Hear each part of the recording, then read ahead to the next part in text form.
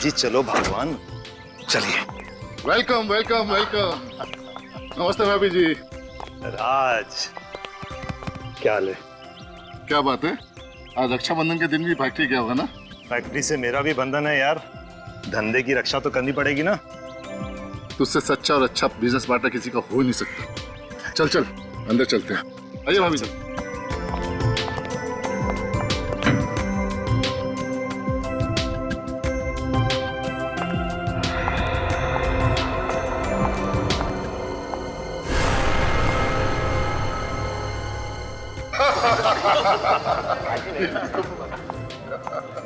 अरे मितेश को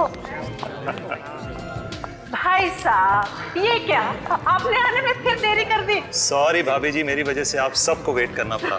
वो दरअसल कुछ जरूरी काम निपटाने थे। देखिए भाई, आज यहाँ बिजनेस की बातें करना सख्त मना है। बिल्कुल सही कहा सूरज भैया ने।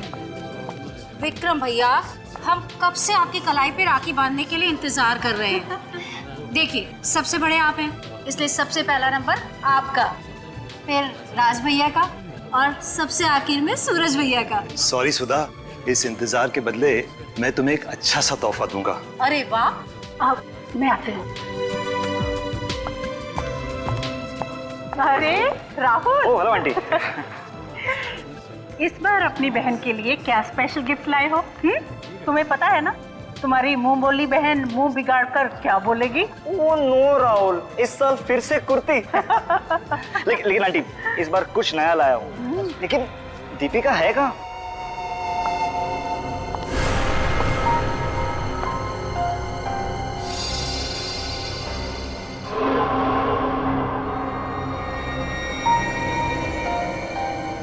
दीपिका?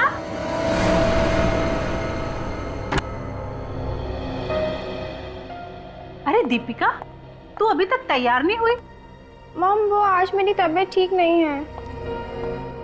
देख बेटा, आज राखी है, तेरे सारे भाई नीचे तेरा इंतजार कर रहे हैं और राहुल तो तेरे लिए बहुत अच्छा गिफ्ट भी लेकर आया है। तू जल्दी से तैयार हो जाना। Mom please. क्या बात है दीपिका? कुछ दिनों से देख रही हूँ तेरा मूड उखड़ा उखड़ा सा है।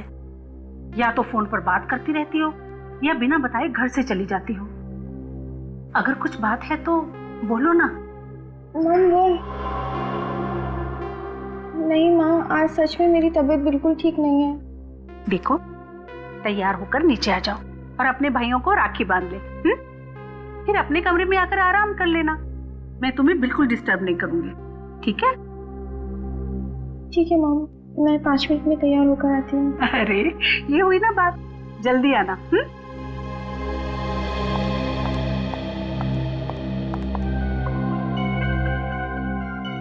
कैसे बताऊँ मॉम डैड को, वो कभी समझेंगे ही नहीं।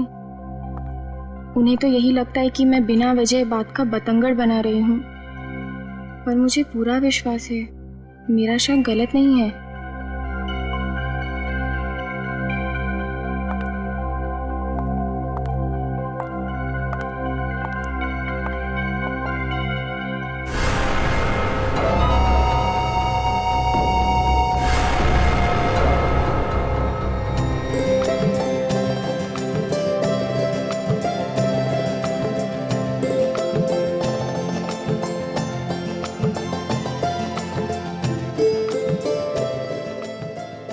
इस बार पैसे पिछले साल से ज्यादा मिलना चाहिए, मैं कह देती हूँ भैया।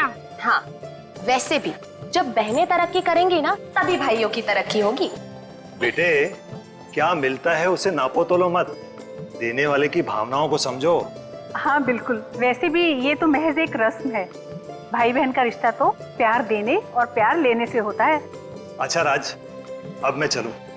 ऑफिस जाकर नए ऑर्डर को चेक करना है। और अरे क्या चलिए पापा, अरे अभी तक मेरी लाडली बहन दीपिका ने मुझे राखी नहीं बांधी। अंकल वो है कहाँ? कहाँ है दीपिका? अभी तक आई क्यों नहीं नीचे? क्या है कि उसकी तबीयत ठीक नहीं है। दीपिका क्या बात है? दीपिका!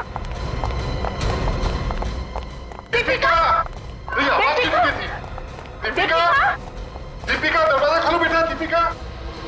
दीपिका! ये दीपिका जवाब क्यों नहीं दे रही? दीपिका बेटा दरवाजा खोलो। आप सब पीछे हटिए, मैं दरवाजा तोड़ के देखता हूँ। देख बेटा, तोड़ने से इसको। आओ बेटा, आओ।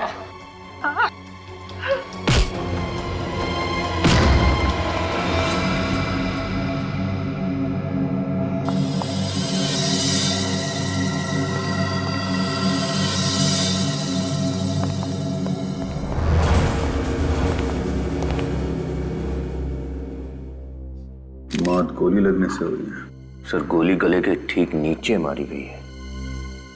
उल्टाना जरा।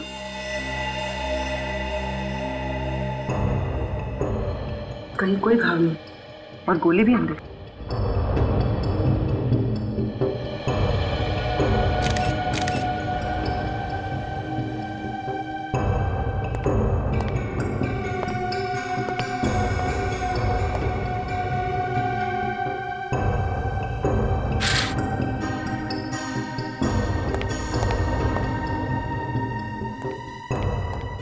तो ये खिड़की भी अंदर से बंद है। ये दोनों खिड़की भी बंद है और कांच भी नहीं टूटा है। सर दरवाजा भी अंदर से बंद था, घर वाले दरवाजा तोड़ के अंदर आए।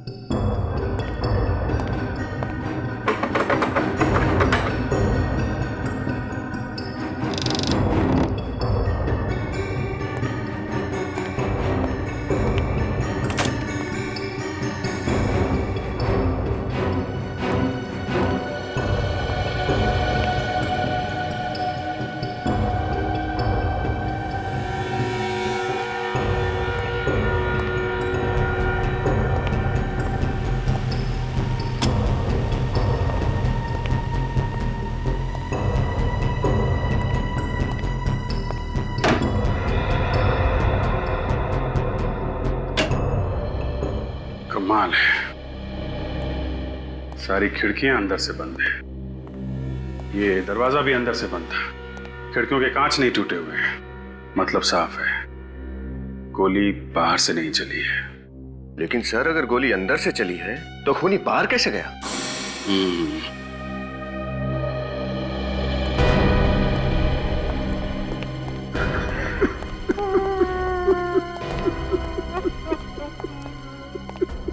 मिस्टर राज, मैं जानता हूं ये वक्त सही नहीं है, पर केस को सॉल्व करने के लिए हमें आपसे कुछ सवाल पूछने पड़ेंगे। पूछिए, क्या पूछना चाहते हैं? ये सारे लोग नीचे थे तो फिर दीपिका यहाँ कमरे में क्या कर रही थी? उसकी तबीयत ठीक नहीं थी, मैं उसे ऊपर बुलाने आई कि आकर राखी बांध ले। कहने लगी मैं तैयार होकर 5 मिनट में नीचे आती हूँ, और उसके बाद तो उसकी चीख ही सुनाई दी। सर हो सकता है दीपिका ने तैयार होने के लिए दरवाजा बंद किया हो और खूनी अंदर बैठा हो और फिर उसने उसका खून कर दिया। हो तो सकता है पूर्वी, लेकिन खूनी कमरे से बाहर गया कैसे? सर हमने जहां से शुरुआत की थी फिर उसी सवाल पे आके अटक गए। निखिल, अगर सवाल उठा है तो जवाब भी यहीं कहीं छुपा होगा।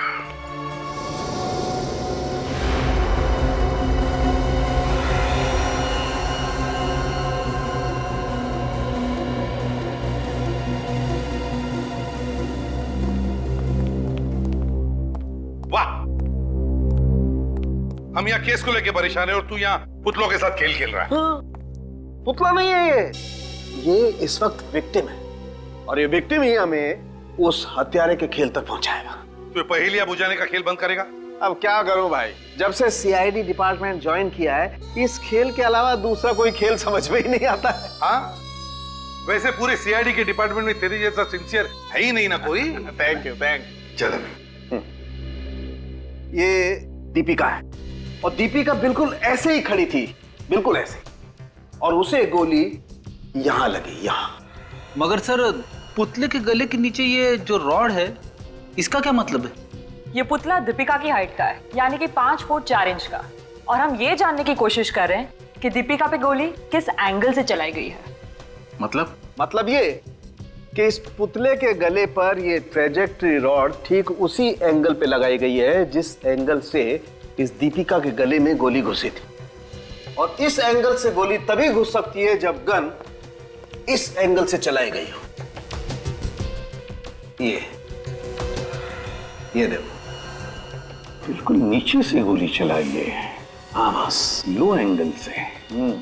गोली चली कहां से? चली कहां से ये गोली? सर, दीपिका का बेडरूम फर्स्ट फ्लोर पे, तो हो सकता है कि खूनी ने बाहर से ग्राउंड फ्लोर से गोली चलाई हो। लेकिन हमने उस कमरे को अच्छे से चेक किया था। उसके बेडरूम की खिड़की का कोई भी शीशा टूटा हुआ नहीं था। सर, शीशा भी टूटा हुआ नहीं था और खिड़की भी बंद थी। और एक बात सर, ये बुलेट .45 कैलिबर की है और बहुत नजदीक से चलाई गई है।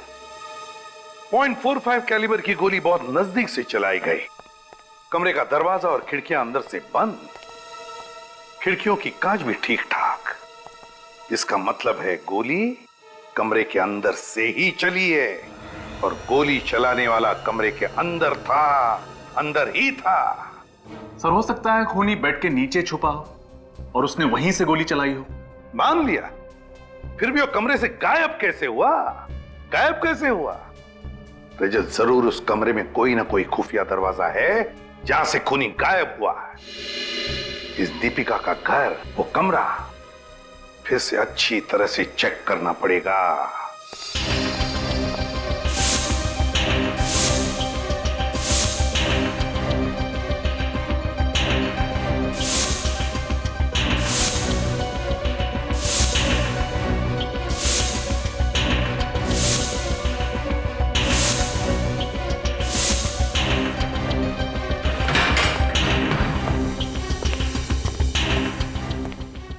सर, ना तो कोई खुफिया दरवाजा है और ना ही कोई छुपने की जगह।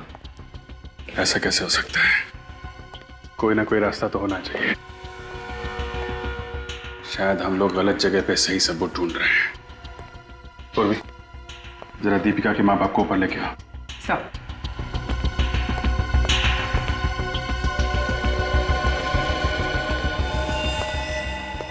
सर, कहीं दीपिका ने खुद को गोली मार के आत्महत्या तो नहीं कर ली? खेल, बोलने से पहले कुछ सोचा करो। अगर उसने आत्महत्या की होती तो गन यहीं कहीं पड़ी होती ना। गन तो नहीं मिली ना। Right sir. सर,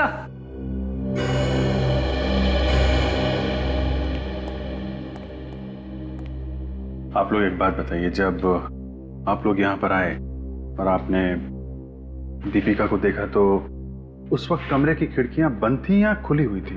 ऑफिसर, उस वक्त हमारा ध्यान पूरा दीपिका पर था। खिड़कियां खुली होनी चाहिए क्योंकि इस कमरे का एसी खराब था। एसी खराब था? कब से? जी, 2 दिन से कूलिंग ही नहीं हो रही थी। दीपिका 2 दिन से गेस्ट रूम में सो रही थी। अगर खिड़की खुली थी तो दीपिका यहां गिरी थी इस तरह। इसका मतलब गोली सामने से चली होगी, इस खिड़की से।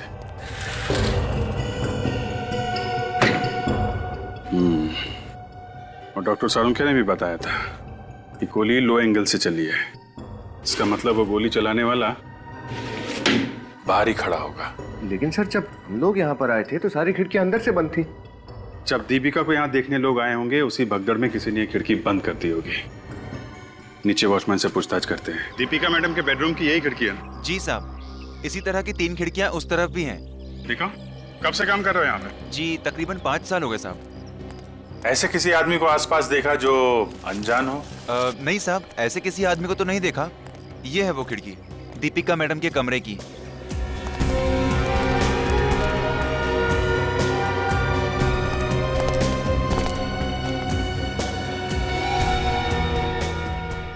जूते के नीचे। निखिल, ऊपर जाके देखो कुछ मिलता है क्या? सर,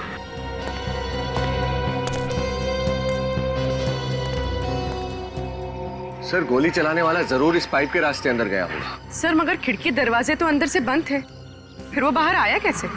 सर, हाँ निखिल। सर, खूनी यहीं से उतरा है सर। सर, यहाँ गमले में जूते के निशान है और पैरापेट पे भी जूते के निशान है सर। ये देखिए सर, यहाँ चश्मा भी मिला है। चश्मा? जरा देखो ये चश्मा। इसे पहचानते हो? किसी को देखा है पहने हुए? नहीं साहब जी। जरा अपने साहब और मालकिन को बुला के लाओ।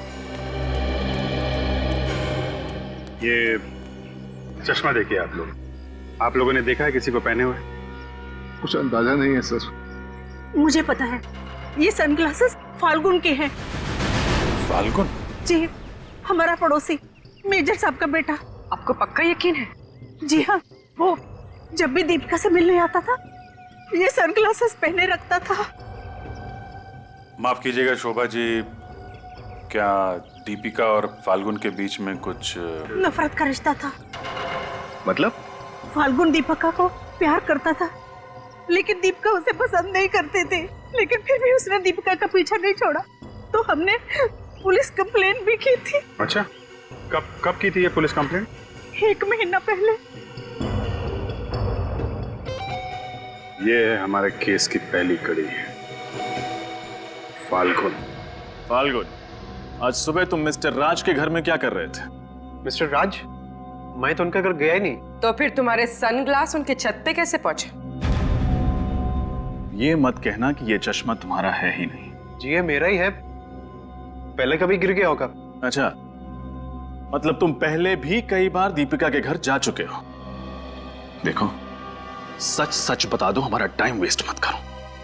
क्यों किया दीपिका का खून?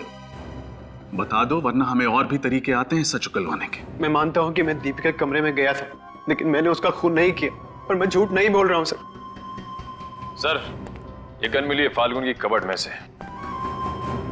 ये गन तो मेरी है, तुम्हारे पास कैसे आई? मेजर साहब, .45 कैलिबर की गन और दीपिका के शरीर से जो गोली निकली है वो भी .45 कैलिबर की ही है। सर मैं तो नकली गोलियों का यूज करता हूँ, और पापा की गन तो सिर्फ प्रैक्टिस के लिए यूज करता हूँ मैं। और इसी से दीपिका को डराने की भी प्रैक्टिस करते थे। फिर दीपिका ने पुलिस में कंप्लेन कर दी, फिर तुम्हें गुस्सा आ गया और तुमने बंदूक में असली गोली डाल के दीपिका को मार डाला। ये सच नहीं है सर। सच सिर्फ इतना है कि मैं दीपिका से प्यार करता था, लेकिन वो मुझे पसंद नहीं करती थी, और उसके पुलिस कंप्लेन के बाद मैंने दोबारा उससे मिलने की कोशिश भी नहीं की। तो आज सुबह उसके घर क्यों गए थे? आखिरी बार उसे समझाने गया था कि मैं बुरा लड़का नहीं हूं, मुझे एक मौका दे, लेकिन हिम्मत ही नहीं हो पाई। पर्दे के पीछे से निकल ही नहीं पाया, और दीपिका की माँ के कमरे से जाने के बाद मैं भी वहां से चला गया। अब तुम सच बोल रहे हो या झूठ, इसका पता तो हम लगा ही लेंगे। मेजर साहब, आपकी गन को हमें बैलिस्टिक्स में भेजना पड़ेगा, और जब तक रिपोर्ट्स नहीं आ जाती फाल्गुन, तुम कस्टडी में रहोगे।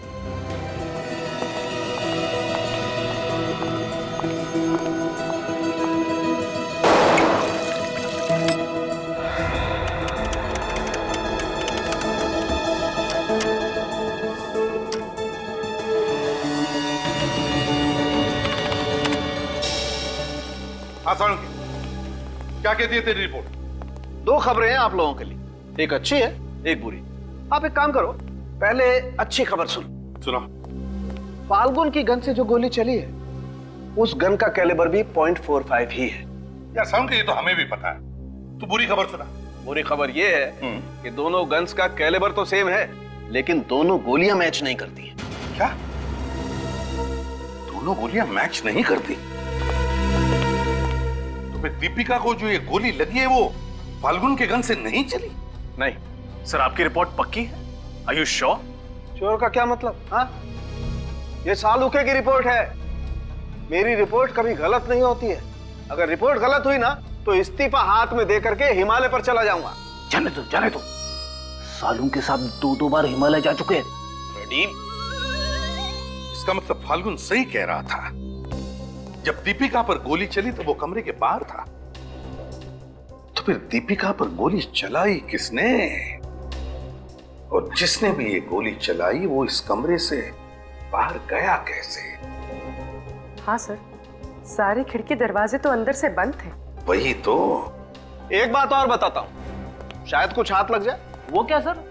दीपिका को जो गोली लगी है, उस गोली पर से मुझे और भी कुछ मिला है। समझ के सस्पेंस बढ़ाने की बहुत बुरी आदत है तुझे यार। जल्दी से बताना क्या मिला है। लकड़ी के टुकड़े मिले हैं, wooden particles. Wooden particles? Sir, वो भी बुलेट पर? तो इसका मतलब है गोली दीपिका को लगने से पहले जरूर किसी लकड़ी की चीज को छू कर गई है। सर, दीपिका के कमरे में तो बहुत सारा वुडन फर्नीचर है। तो फिर से सारा वुडन फर्नीचर अच्छी तरह से चेक करो। देखो जरूर कहीं ना कहीं तो ये गोली का निशान मिलेगा।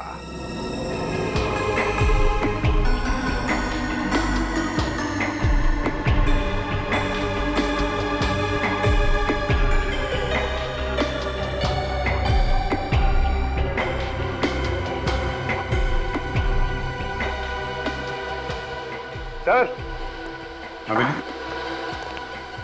सर ये देखिए, ये लकड़ी यहां से जली हुई है। बारूद की स्मेल, गन पाउडर। इसका मतलब गोली इस कबर्ड के अंदर से चलाई गई है। सर ये देखिए फोल्डर।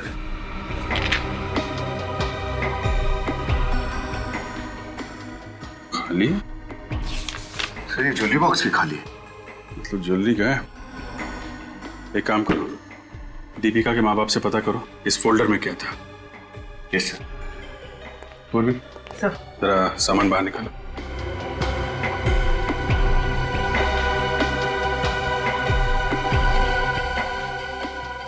शोभा जी, इस ज्वेलरी बॉक्स में से किसी ने ज्वेलरी निकाली है या ये बॉक्स पहले से ही खाली था? जी, इस बॉक्स में दीपिका की ज्वेलरी थी, हमने नहीं निकाली। और ये फोल्डर? इसमें दीपिका की डायरी थी, उसे डायरी लिखने की आदत थी, वो किसी को इस फोल्डर को छूने भी नहीं देती थी।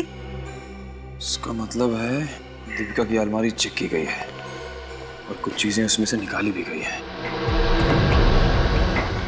सर ये देखिए, सर इनसे स्क्रू निकाले गए हैं। ओह, अब समझ में आया दीपिका का खून कैसे हुआ है। कैसे सर? इस अलमारी के अंदर गन फिट की गई थी, वो भी इस तरह कि जैसे ही कोई दरवाजा खोले गोली चल जाए। नहीं, बिल्कुल वैसी अलमारी बनाई है ना जैसी क्राइम सीन पर थी। जी हाँ सर, आपके कहने के मुताबिक दीपिका के बेडरूम की अलमारी की तरह बिल्कुल वैसे ही अलमारी बनवाई है सर। एक्सीलेंट।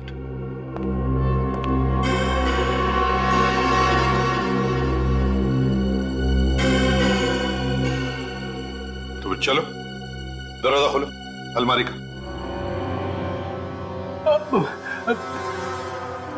मैं?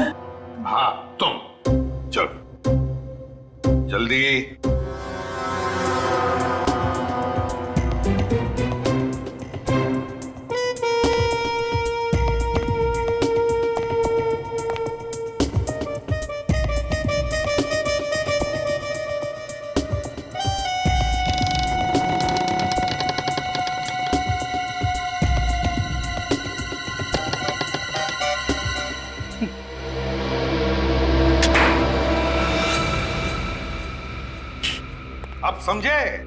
अब समझे किस तरह से ये गन फिट की गई है।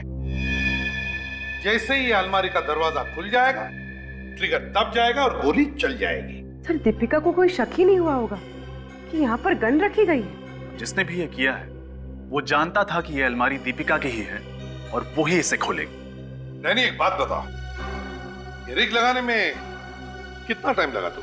सर ये कोई 40 से 45 मिनट। 40 से 45 मिनट। सवाल ये उठता है कि खूनी को ये रिग फिट करने के लिए इतना समय मिला कैसे, और अगर मिला तो दीपिका को इसके बारे में कुछ पता कैसे नहीं चला? सर, दीपिका की मां कह रही थी कि उसके कमरे का एसी 2 दिनों से ठीक से काम नहीं कर रहा था। मगर खूनी का दिमाग ठीक काम कर रहा था फ्रेडी। क्या मतलब सर? मतलब ये कि दीपिका की कमरे का एसी बिगड़ा नहीं था, बिगाड़ा गया था, जानबूझकर बिगाड़ा गया था ताकि बिना एसी के दीपिका कमरे में सोए नहीं और खूनी को ये सारा रिग फिट करने के लिए वक्त मिल जाए। सर ये काम किसी बाहर वाले का नहीं हो सकता। जरूर ये काम किसी अंदर वाले ने ही किया है। घर में आया हुआ कोई मेहमान, कोई दोस्त या फिर कोई रिश्तेदार। सर उस दिन घर में राखी का त्योहार मनाया जा रहा था, तो घर में बहुत से रिश्तेदार और दोस्त भी थे। नहीं पूर्वी, ये बात रक्षाबंधन के दिन की नहीं बल्कि एक दिन पहले 1 अगस्त की रात की बात है। ये 1 अगस्त की रात की बात। सर ये देखिए, ये एल्बम हमें दीपिका की अलमारी से मिली थी। इसकी कुछ फोटोज में अजीब सी बात है। ये देखिए, ये फोटोज आधी फटी हुई या फिर शायद फाड़ी गई। हाँ, अलमारी तो दीपिका की है, तो इसका मतलब ये चाबी भी उसी के पास होगी और फिर ये फोटोग्राफ्स भी दीपिका ने ही फाड़े होंगे। पर क्यों?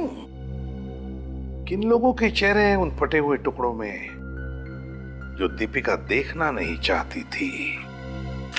सर ये देखिए सर, दीपिका की फोटो, इसके कंधे पर किसी का हाथ है। सर जिस तरह फोटो खींची गई है इससे लगता है कि इनके बीच में कुछ स्पेशल रिश्ता है। हाँ। सर हो सकता है ये दीपिका का बॉयफ्रेंड हो, झगड़ा हो गया और रिलेशनशिप टूट गया। हो सकता है, पर क्या उसका कोई बॉयफ्रेंड था? सर हमने दीपिका के माँ बाप से बात की थी, उन्होंने तो कहा कि इसका कोई प्यार व्यार का चक्कर नहीं था, कोई बॉयफ्रेंड नहीं। अरे इसमें कोई नई बात नहीं है। बॉयफ्रेंड के बारे में बाहर वालों को पता होता है, घर वालों को नहीं। सर ये देखिए, इस फोटो में सिर्फ दीपिका है, लेकिन ये रिफ्लेक्शन में वो आदमी है जिसने शायद ये फोटो खींची है। और सर ये कोट भी वही है जो पहले वाले फोटो में थी। एक सेकंड, इसके पॉकेट पर कोई लोगो है। कौन सा लोगो? पूर्वी, मिरर लाना।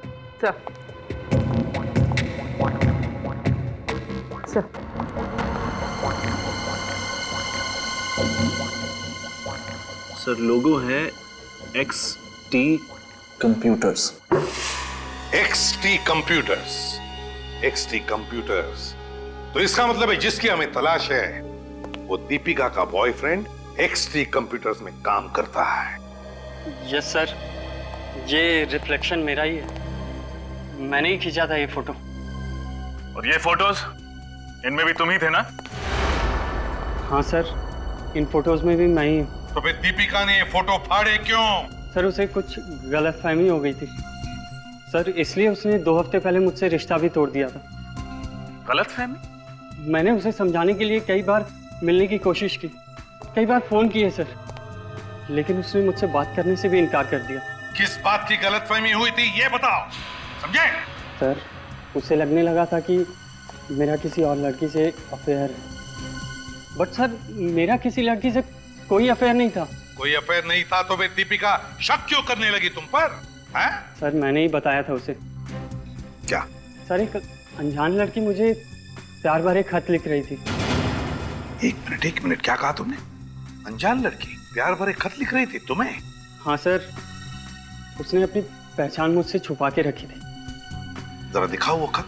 ये सर आज ही मुझे सुबह टेबल पर मिले। अब तो हमारे बीच दीपिका भी नहीं रही, अब हमें एक होने से कोई नहीं रोक सकेगा। तुम्हारी? सर इसका मतलब वो लड़की सौरभ पर ही नहीं, दीपिका पर भी नजर रखी हुई थी। हाँ। अच्छा, क्या इस अनजान लड़की ने पहले कभी तुम्हें किसी और तरीके से ऐसे संदेशे भेजे? नहीं सर। हाँ सर, कल सुबह मेरे मोबाइल पे एक ब्लैंक कॉल आया था। तुमने वापस फोन तो किया होगा ना उस नंबर पे? किया था सर, मालूम चला वो दीपिका के घर का नंबर था। दीपिका ने तुम्हें ब्लैंक कॉल दिया? सर मैंने दीपिका को कॉल किया था, उसने बताया उसने मुझे कोई ब्लैंक कॉल नहीं किया।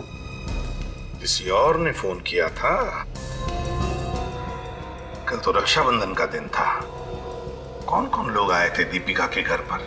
सर त्योहार का अवसर था, उसके कजिन्स प्रीति और वर्षा थे वहां पर। सर कहीं उन दोनों में से कोई तो नहीं? अब तो ये चिट्ठी ही खोलेगी उस अनजान लड़की का राज।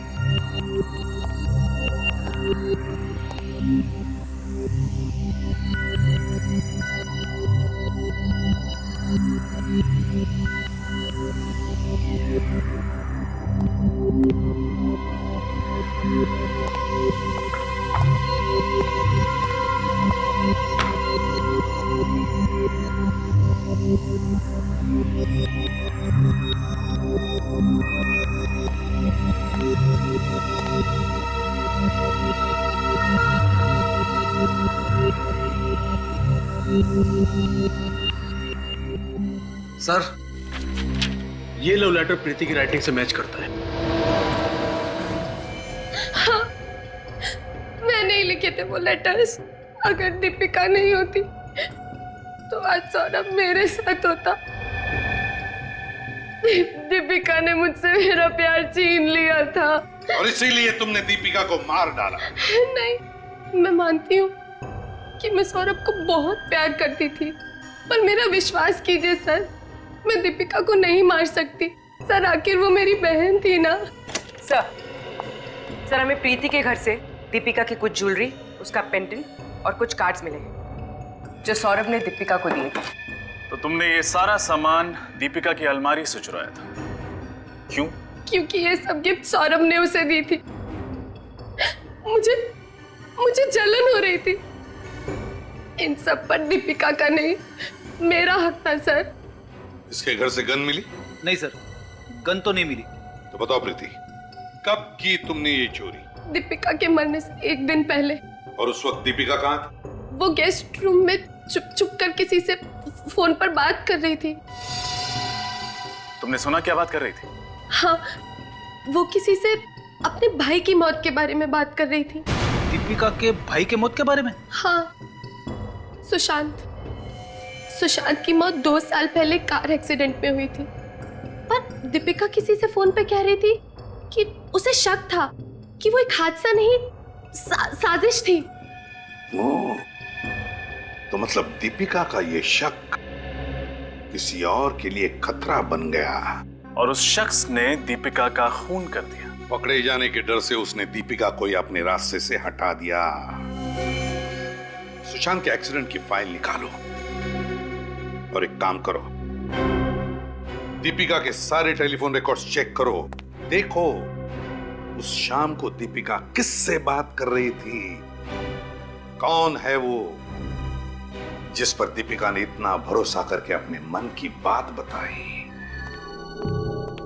सुशांत के एक्सीडेंट के बारे में क्या पता चला? सर, पुलिस रिकॉर्ड के मुताबिक सुशांत खंडाला के आईवी होटल में ठहरा हुआ था जिस दिन उसका एक्सीडेंट हुआ। खंडाला किस लिए गया था वो? सर, वो एक बिजनेस कॉन्फ्रेंस अटेंड करने के लिए गया था 2 दिन के लिए। और ये एक्सीडेंट कैसे हुआ? कोई आई विटनेस? नहीं सर, कोई विटनेस नहीं। एक्सीडेंट घाट वाले रास्ते पर हुआ था। सुशांत ने अपने होटल से एक टैक्सी बुक की थी। उसकी टैक्सी सामने से आती हुई एक एसयूवी से टकराई और खाई में गिर गई। सर, सुशांत और टैक्सी ड्राइवर दोनों की उसी वक्त मौत हो गई। ओह, अच्छा, और कुछ? और सर, सुशांत के पिता मिस्टर राज से हमें पता चला कि सुशांत उस कॉन्फ्रेंस में एक बहुत ही बड़ा कॉन्ट्रैक्ट साइन करने वाला था जिससे उनकी कंपनी को करोड़ों का फायदा होता। अच्छा, मुनाफे के साथ खतरे बढ़ते हैं और कामयाबी के साथ दुश्मन भी। ये राहुल है? हाँ सर, वो वेटिंग रूम में। बुलाओ सर। सुशांत की टैक्सी के साथ जो एसयूवी टकराई वो कौन चला रहा था? सर, कोई लकी नाम का आदमी था सर। लकी? हाँ सर। तो उसके बारे में क्या इंफॉर्मेशन है? कुछ खास नहीं सर, बस इतना पता चला है कि ये लकी खंडाला में छुट्टियां मनाने आया था और किसी स्टिकर बनाने वाली कंपनी में छोटा मोटा काम करता था। अच्छा, और राहुल एक बात बताओ, क्या दीपिका ने मरने से पहले तुम्हारे साथ सुशांत के बारे में कुछ डिस्कस किया था? सर, दीपिका को शक था कि सुशांत की मौत एक प्री प्लान्ड मर्डर था।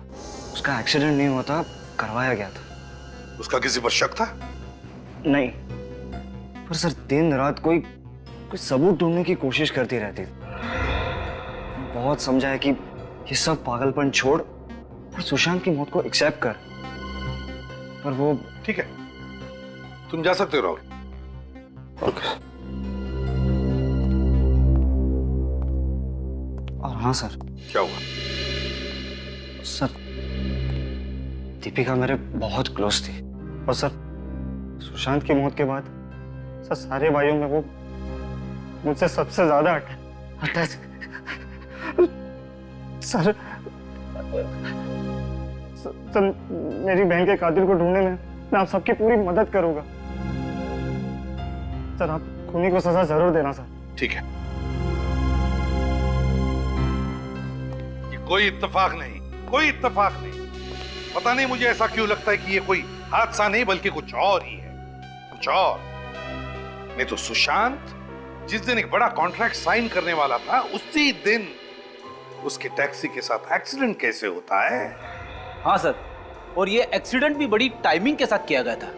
सुशांत जैसे ही होटल से निकला 15 मिनट के बाद उसकी टैक्सी का एक्सीडेंट हो गया और वो खाई में जा गिरी। इसका मतलब है उस होटल में कोई तो ऐसा आदमी था जो सुशांत पर नजर रखे हुए था। कोई तो था जरूर। इस होटल आईव्यू में जाकर पता लगाना पड़ेगा। होटल आईव्यू में अच्छी तरह से पूछताछ करो।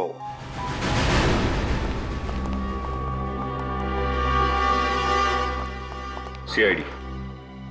बताइए सर। क्या आपके पास यहाँ 2 साल पुराना रिकॉर्ड्स होगा आपके होटल का? 2 साल कैसे? हमारे पास 5 साल का रिकॉर्ड मिल जाएगा आपको। गुड। तो 26 मई 2010 को यहाँ कौन कौन गेस्ट ठहरा था, हम वो देखना चाहते हैं। 1 मिनट सर।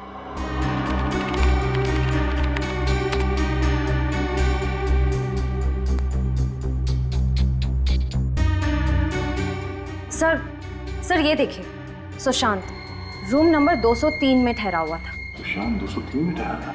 204 में कोई लखविंदर नाम का आदमी ठहरा था। कहीं ये लकी तो नहीं? श्रेया, पुलिस रिकॉर्ड में लकी का जो एड्रेस है जरा देखो, ये वही है क्या?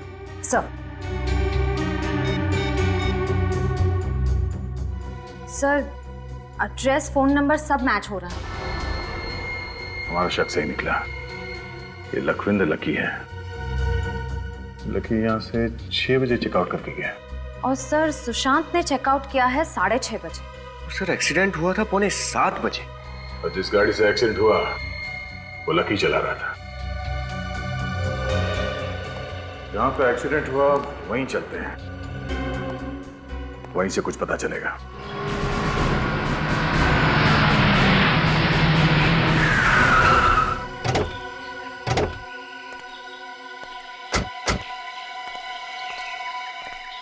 सर यही वो मोड़ है जहां पर सुशांत का एक्सीडेंट हुआ था।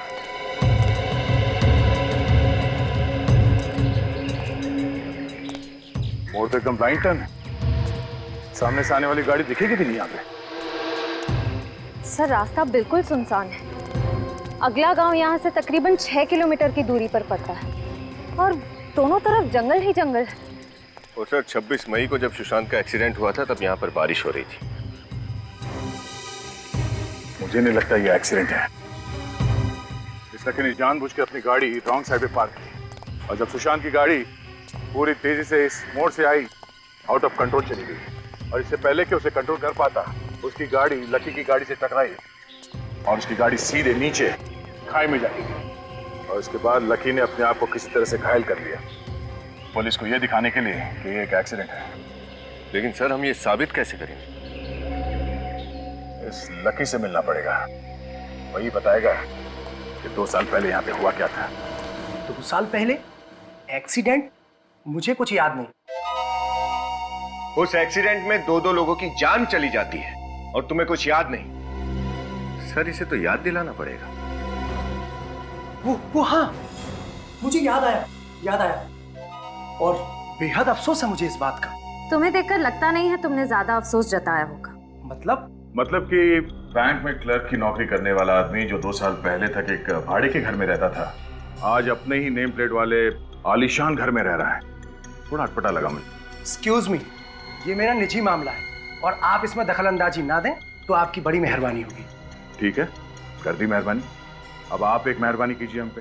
सच सच बताइए क्या हुआ था उस दिन? एक्सीडेंट, पुलिस केस और अब तो केस भी क्लोज हो चुका है।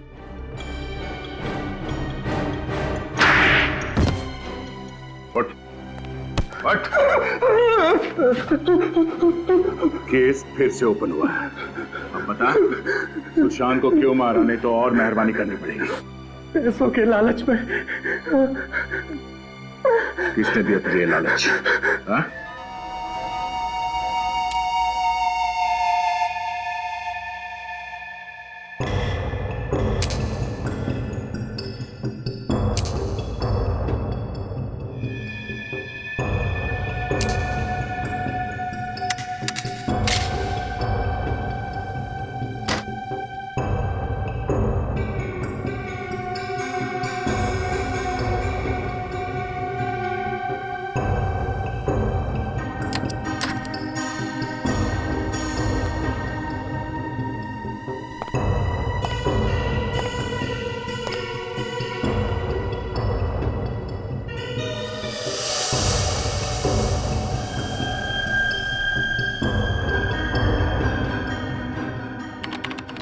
तब आएगा मजा।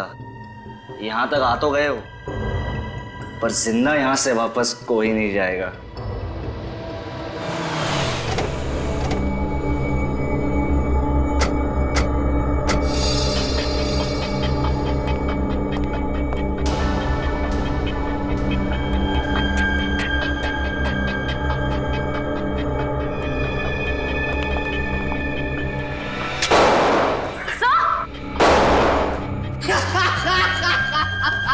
आजा आजा, अरे मुझे मारने के लिए तुम लोगों को दूसरा जन्म देना पड़ेगा। आजा आजा।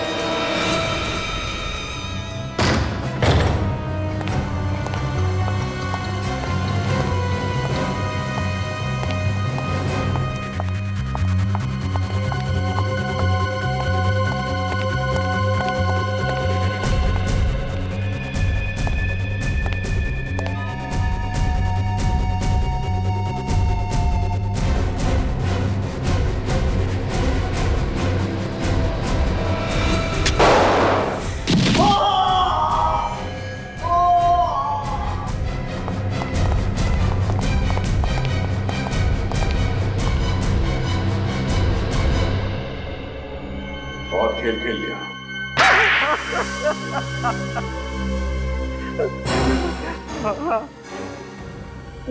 मैंने ही मरवाया था सुशांत को।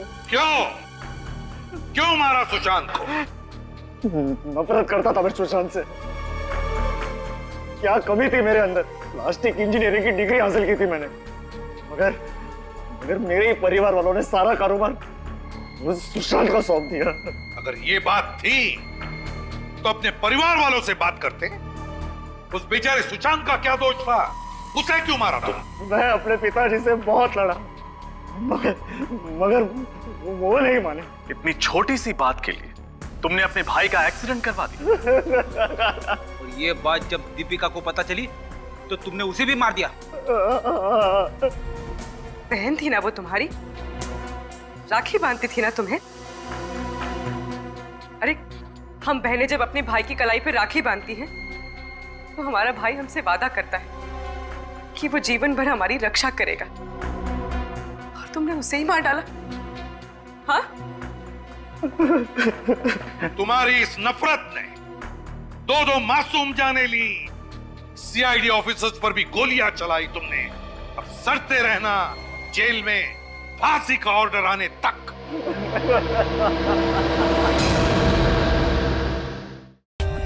For more updates, subscribe to our channel, click the show links and enjoy watching the videos.